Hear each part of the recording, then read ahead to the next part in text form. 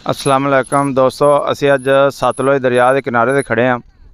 बल्कि किनारा तो होने का रह ही नहीं गया, क्योंकि ये मीलों में फैल गया है, सैलाब की शक्ल अख्तियार कर गया है। कसीर तादाद के विच लोग इत्थे आए हुए हैं, जिन्हों का तकरीबन फसलां डुब गई ने, जिन्हों के कार, जिन्हों के रिश्तेदार तकरीबन अगे बैठे हुए हैं, जिन्हों के पानी के घिरे हुए लोग ने, उन्होंने काफ़ी रिश्तेदार लोग परेशान ने। सारे लोग तुसीं वेख रहे जे, ये अपनियां फसलों की वजह तो परेशान ने, अपने रिश्तेदारों की वजह तो परेशान ने।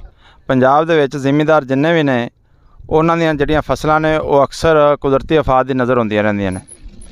कदी वो कोरे पै जांदे ने, कदी हनेरियां तूफान आ जांदे ने, ते कदी गर्मी ज़्यादा पै जांदी, ते कदी बेमौसमियां बारिशां आ जांदियां ने।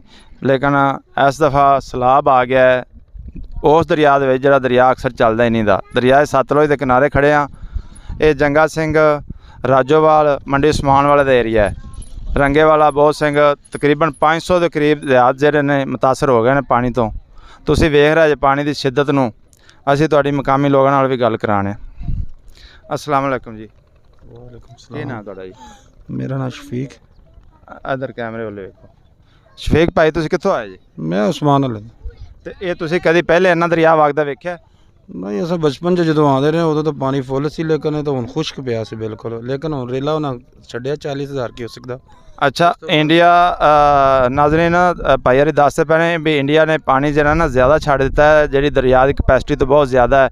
कितना तकरीबन किन्ने क्यूसिक पानी छड्डिया होना जी?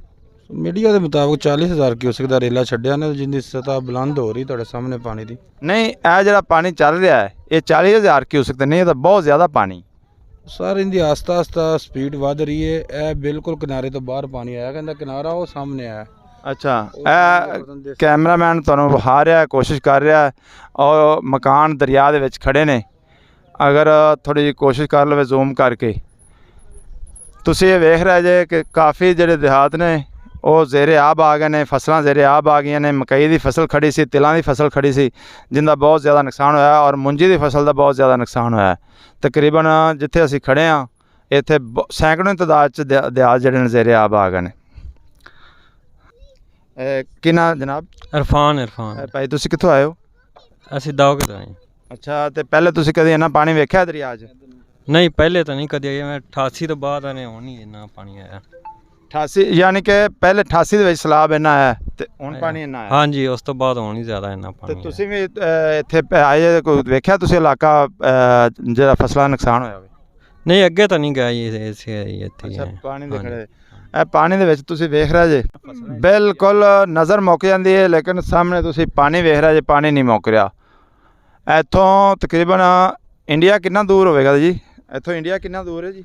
इंडिया में 2-3 किलोमीटर हो गया। अच्छा, 2-3 किलोमीटर नाज़रीन इंडिया की सरहद है। इंडिया दे विच भी पानी है, पाकिस्तान दे विच भी पानी। सामने वो एक टावर दिसदा पिया जी जी, वो मेरा ख्याल है इंडिया दे विच ही है।